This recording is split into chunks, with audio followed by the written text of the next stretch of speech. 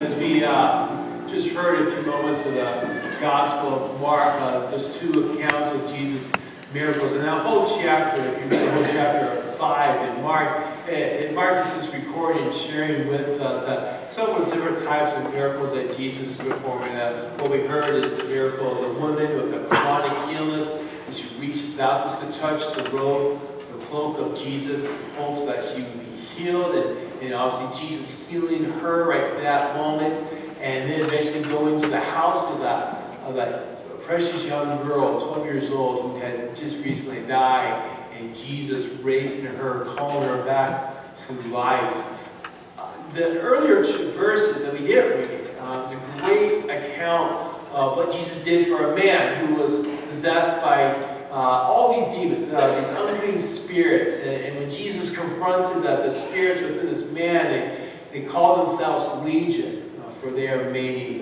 And it's interesting how in Hollywood, and especially demonic movies, that name Legion becomes this reference to these demons that Hollywood likes to create great movies for. Maybe not great, but movies for. But in that account, and the same thing with the other two, this man who was demon-possessed, people have tried to help him. He turned crazy. He was living wild, running through the tombs. They had tried to shackle him and chain him to contain him, but he would break his shackles and his chains, and no one could do anything for him. Just like that woman with the chronic illness, no one could ever find a cure for her or help her medically, or the girl that died. Definitely no one can do anything for her. And like this man possessed by these evil spirits, he lived in torment of this condition.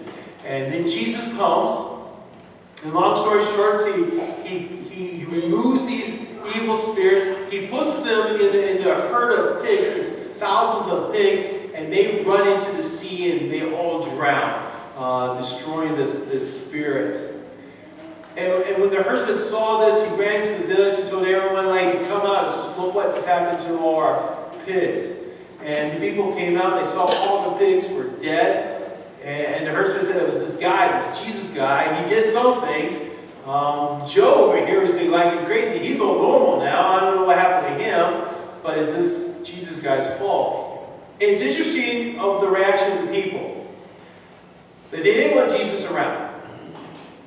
Immediately they told him, get in your boat and go back to where you came from. You just destroyed our economy. You just destroyed our livestock, and now we have nothing, and we don't want you around. Even though this man who they recognize, who's been possessed by these demons and acting crazy and no one can control, is now fine and seems to be doing really well.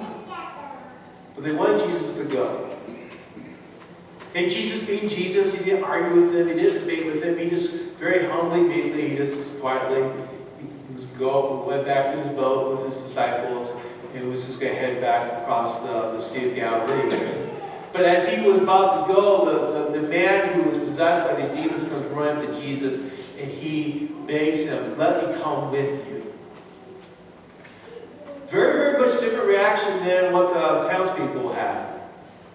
And the reason why is because he had been saved by Jesus. When no one else could help him, in fact, when the only way they could help him was by chaining him and shackling him. I don't know if that's really help. But it was Jesus, and only Jesus, the one who had the power to get rid of these demons, these spirits that tormented him. And of course, he wanted to be with Jesus. And it's reflective of, kind of reminds me of the verse that Paul writes in 1 Corinthians that he says the people of the world, the people who are still perishing in this world, they think the gospel of Jesus, the good news of Jesus, is just foolishness. They don't need it. But yet, those who are being saved, those who have been saved, the gospel of Jesus is the power of God. It's the most precious thing that we cherish. That man had been saved by Jesus when no one else can. Of course, he wanted to be with Jesus. He didn't want Jesus to leave, but he wanted to worship Jesus and follow Jesus. disciple. This leads into our next story with this idea that the importance of Jesus and what God's divine plan for humanity is to save us when we can't save ourselves.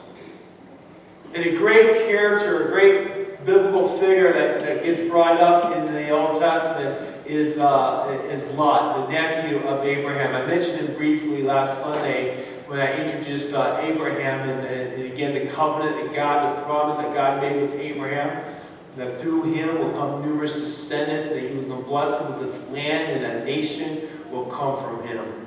And we have this kind of side figure, this man named Lot.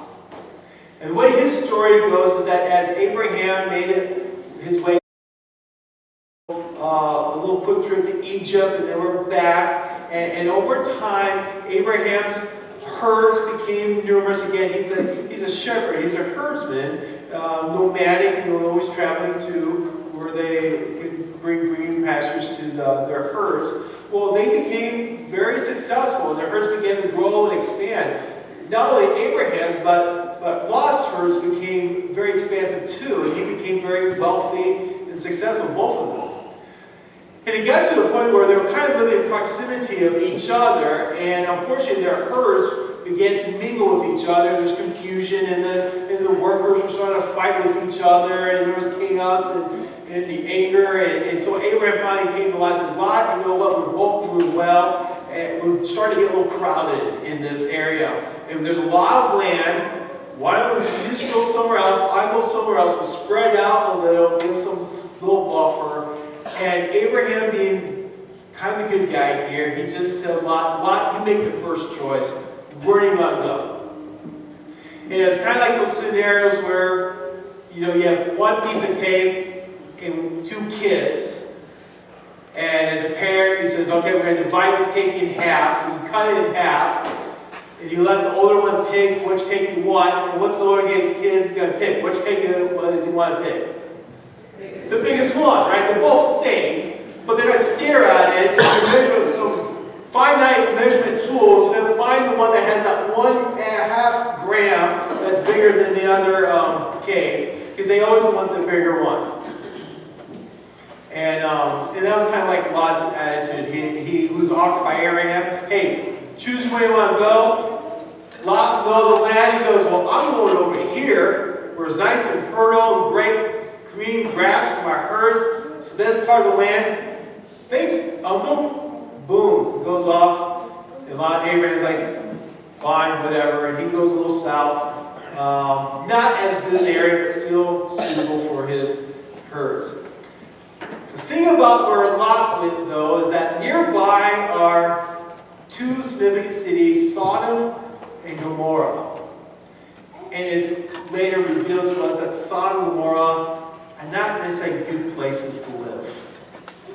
Other than the fact that the people who live there don't believe in the true God, they do not worship Yahweh as the true God. They have, again, as we have talked many times, that those descendants who lost or forgot the promise and rejected the promise of God and have gone to worship other gods.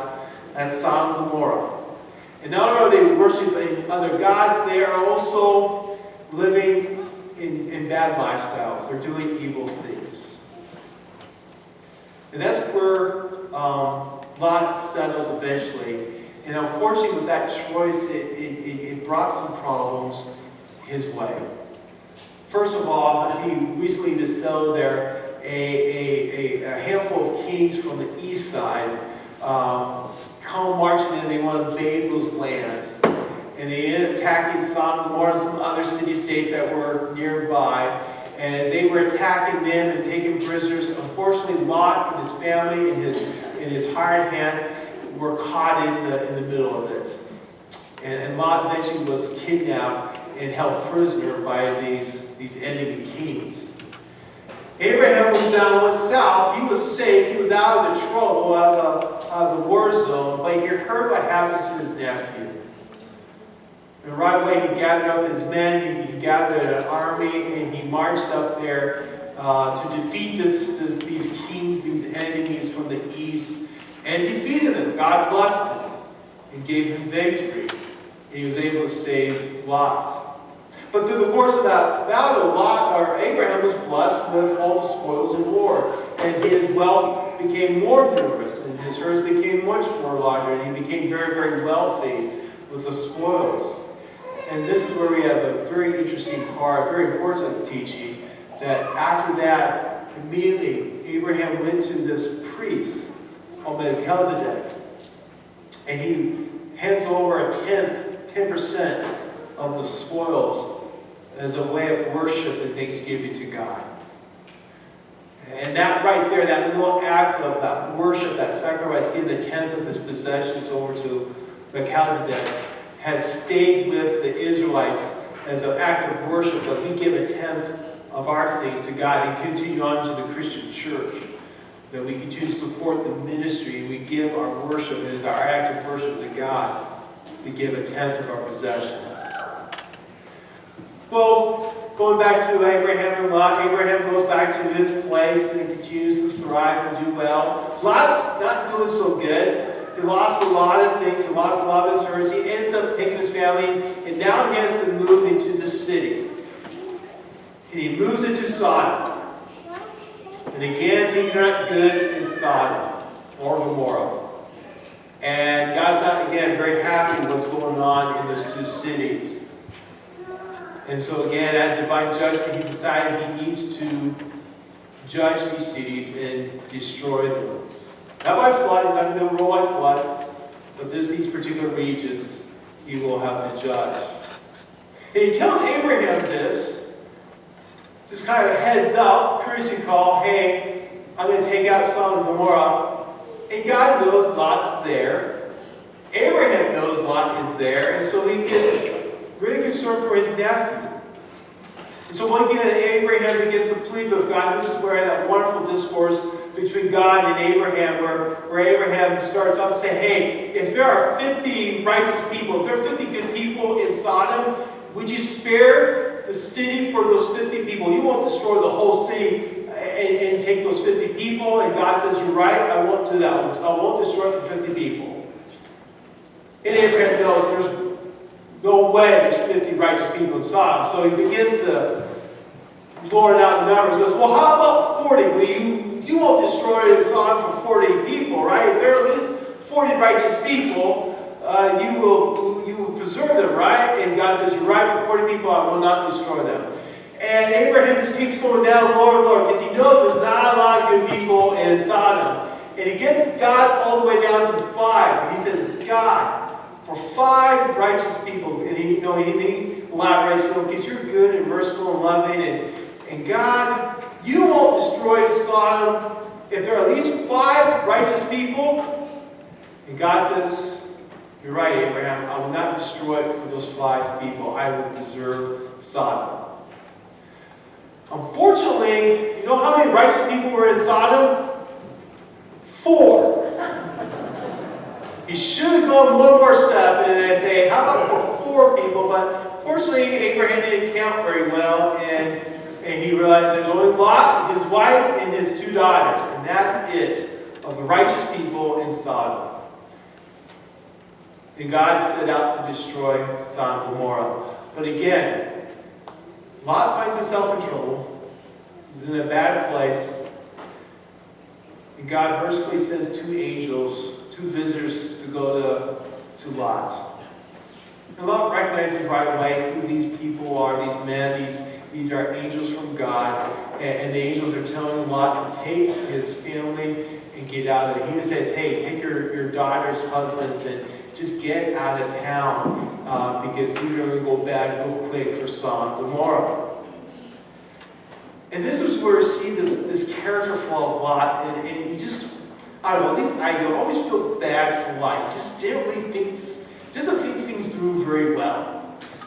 I kind of joked in Bible study that Lot is like our Homer Simpson of today. Homer always finds himself getting in trouble. He's making stupid choices. He's not making wise decisions. He tries to fix it himself and makes it worse. That's Lot. And so these visitors come. The townspeople in Sodom hear that there's these 2 men visiting Lot, they come up to Lot. They want Lot to hand him over these two visitors. And basically, what the scripture says, they're going to violate them. They're going to assault them. Of course, Lot doesn't want this. And then he comes up with this brilliant idea. Well, I want to help these guests. And this is a very Middle Eastern, very custom, like, you need to protect as a host, you need to protect your guests. And so there's that part of that you need to do everything you can to protect your guests. And so Lot comes up with this brilliant idea and says, well, I don't want these two angels to be violated by these men, so I'll give them what? My daughters. Okay, good plan there, Lot. Let's just give up your kids for these two men. And of course the angels are not going to allow that to happen. And make a quick story out of this. They blind everyone. They create this confusion. They convince Lot to get your family out of here now. And finally, Lot rises up and gathers his stuff. Actually, they don't lose out. They just leave with the clothes on their back, and they run out of town. And of course, the angel says, don't look back. You're going to hear some destruction. There's going to be bad stuff happening behind you. Keep pressing forward. Do not look back. And unfortunately, sadly, Lot's wife did turn. She looked. And as Scripture said, she turned into a pillar of salt. And it just keeps getting worse from there. I won't belabor the details, but Lot continues to make bad choices. He continues to find self-control. But along the way, God always seems to be there to get him out of it. Or if anything, to continue to be his God and be merciful to him. So I share that story, and I think Lot becomes an important character, an important part of the Bible, because one thing about the Bible is really good at is showing how broken we can be. And in some cases, like Lot, how messed up we can be. And you can see this over and over again. As we go through the scriptures, it just gets worse. And I was kind of alluded to the Bible study group that once you get to the patriarchs, the 12 sons, well, then you're going to see murder and adultery and lust and people sleeping with the wrong people and all kinds of crazy, bad stuff that you don't want your kids to listen to.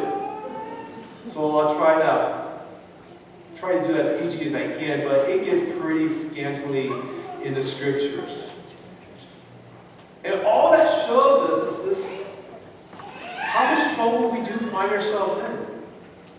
Granted, sometimes we find ourselves in trouble because bad things happen, all right? Something I shared at the Feed Lounge this morning was last November, I was out for a nice bike ride. It was actually a beautiful day, and I knew it was one of probably the last times I could go for a bike ride because it was November. It was early November. It was just a beautiful, gorgeous, kind of fall day.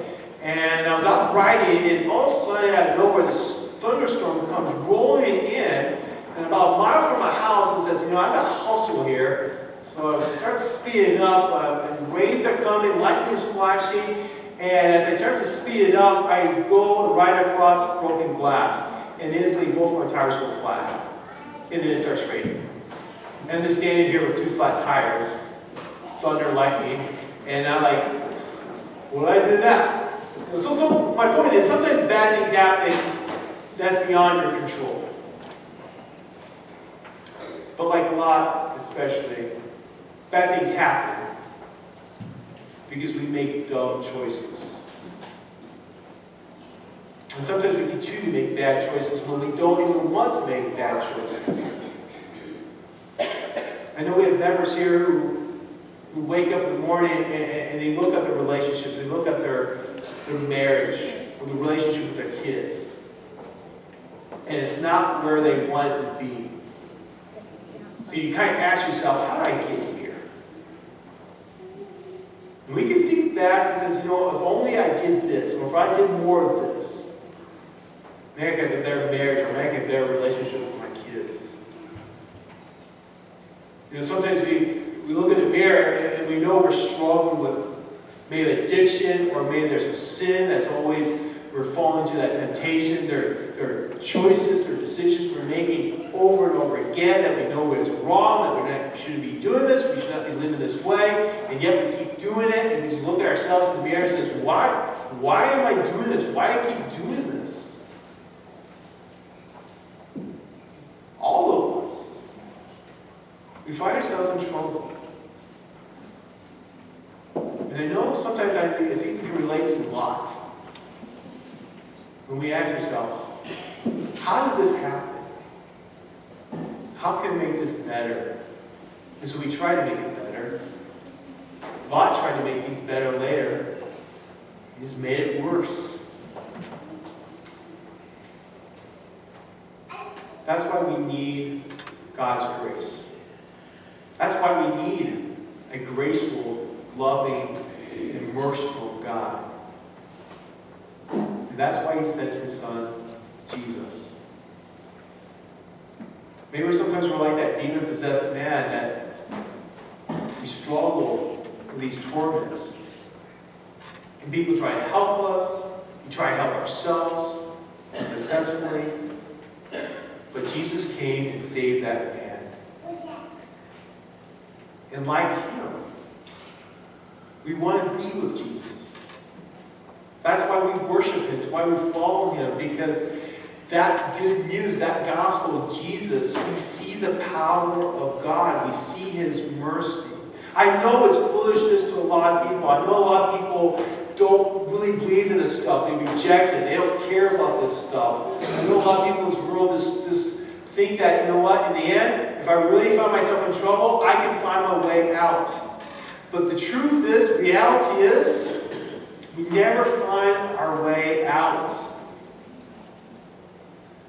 It's like this weird, bizarre sci-fi movie I saw. These people are trapped in this cube. And every door they open led them into another cube. And they figure their way out of that cube, and it led them into another cube. And it's serious. This movie goes on for an hour and a half of people just strapped in a cube. Why I kept watching it, I'm not sure. Other than it becomes a great sermon illustration later in life. That there is no way out of this trouble except for Jesus. That was Lot's hope. That demon-possessed man, that was his hope. That woman with that chronic illness, that was her hope. The family and that daughter, Jesus was their hope. Because he came to bear our sins. And that's how he ultimately helps us. With all the problems we see in the Bible, with all the people who struggle so much in their sins, God never gave up on them. He never gave up on us. But instead he gave us his son, who will lay down his life and has laid down his life for us. So what do we do now? And that's what I really like about the story about the demon-possessed man. That when he went to Jesus, he wanted to be with him, and Jesus said to him, you know, you can't come with me, but this is what I want you to do. Go back to your village. Go back to your family, your friends, your community, so that they know that you're well. And just tell them and share with them how the Lord has been merciful to you. And that becomes our message, becomes our song that we share with others, that the Lord has been merciful to us. The Lord has been merciful to the world through the gift of his Son. Amen.